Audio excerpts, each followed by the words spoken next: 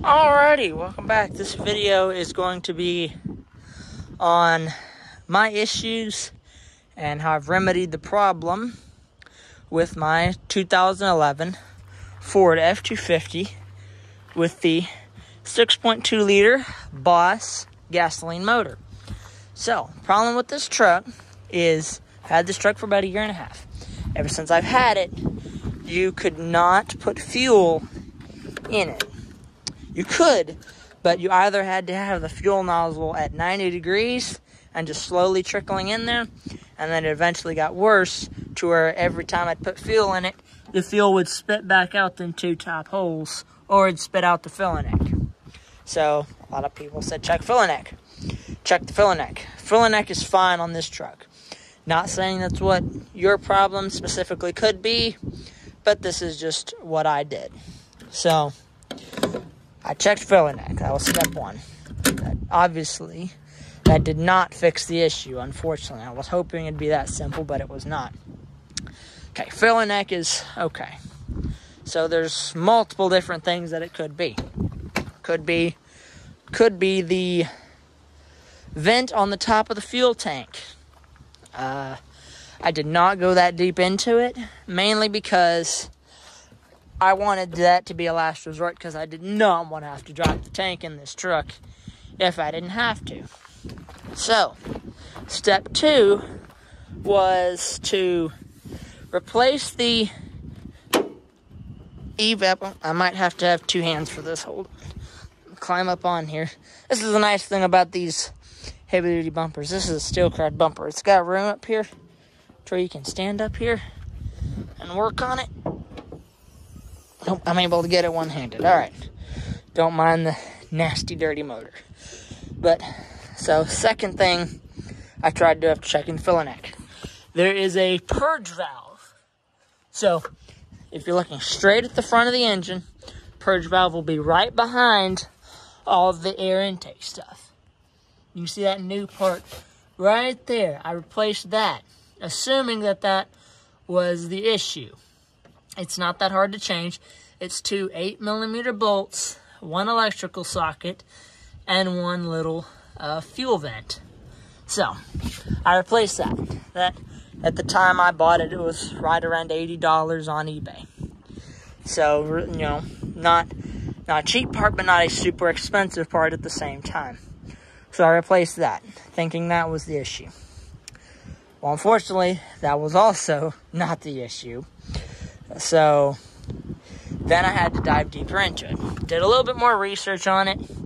And, well, I'm glad I replaced that, because that could have been some of the issue. And there was multiple issues.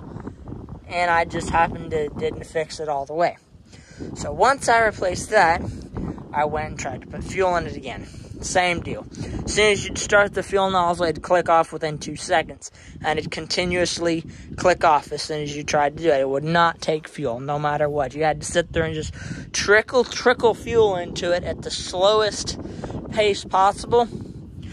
Or do what I did for like 2 weeks and just get like $10 worth of fuel in it to last me about, 4 or 5 days. And then I'd have to repeat the process because it'd take me like 20 minutes to do this process to go get fuel, because you just had to trickle it in there.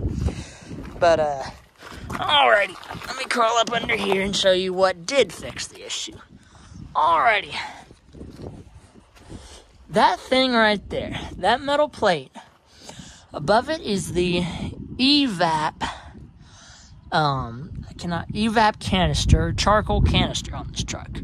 On the 2011s through 2016s, they are where your spare tire would be. If this truck did have a spare tire, you would have to take the spare off, take out these 4 bolts, and then have to take out 2 bolts here in the front. Yeah, 2 bolts here in the back, 2 bolts in the front. You'd have to disconnect the actual canister from the metal plate. Metal plate would come off, and then your canister would drop down in order to replace the 3 or 4 fuel vents and 1 electrical line. So we did that on Sunday, and thankfully that fixed the issue as of right now, and I am really hoping that it stays fixed, because if it decides to not take fuel again, I'm probably not gonna have to want to drop that fuel tank. That is going to be an extremely fun thing to do.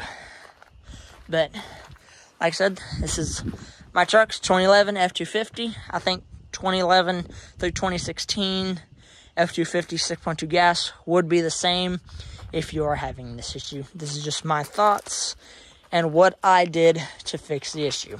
Like I said, not saying I'm not a mechanic, not saying that this is what will fix it for you, but this is just some things to look at when you have this issue, or if you have this issue.